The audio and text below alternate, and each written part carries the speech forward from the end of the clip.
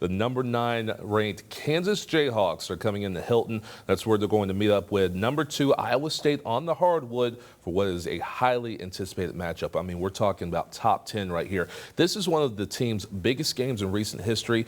Clearly, the fans are treating it, the students especially are treating it as such. They've been camping out there. That's where we got Megan McPherson live outside of Hilton this morning.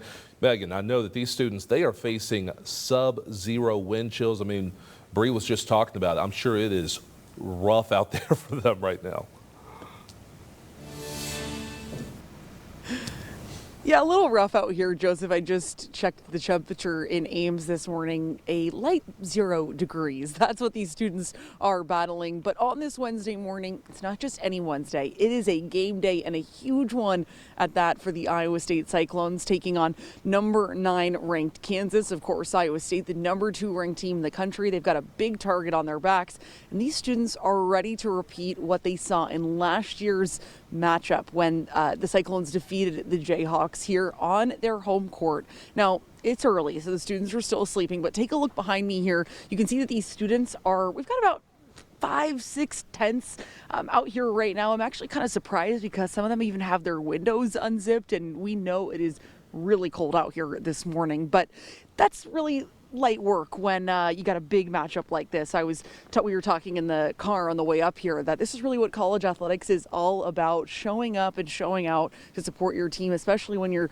so highly ranked in the country. This is a huge matchup, and I want you to take a look at some of this video from last year's matchup, which I was talking about earlier, between the Cyclones and the Jayhawks. Iowa State channeling some of that Hilton magic in that one as fans stormed the court in celebration. They had quite the party on that night last year, and they want to do it again this year. They'll be itching to do the same. Now, the cheapest ticket I could find for tonight's matchup, about $65 online, but there are still plenty of tickets available if you do want to attend. Of course, these students that are camped out, they're trying to be some of the first into the stadium this morning, into the Coliseum rather, and so they want to get in there and they want to be able to cheer on their team. Tonight's game starts at 6 p.m. These students have actually been camping out for days in advance. They've been here for at least 2 to 3 days. Again, none of them are awake yet, but hopefully we'll be able to talk to them once they do wake up this morning. I can't ever remember waking up at 5 a.m. in college, maybe 7 at the earliest to get to an 8 a.m. class,